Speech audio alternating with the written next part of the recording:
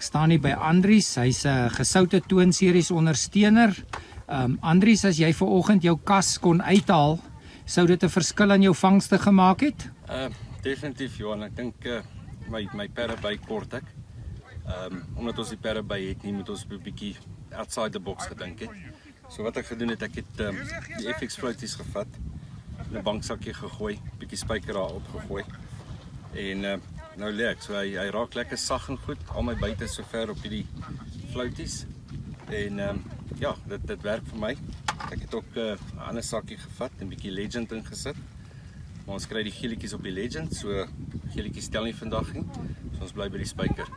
So hier het ek een van die bommetjies nou opgemaak. En dis hoe ons vang.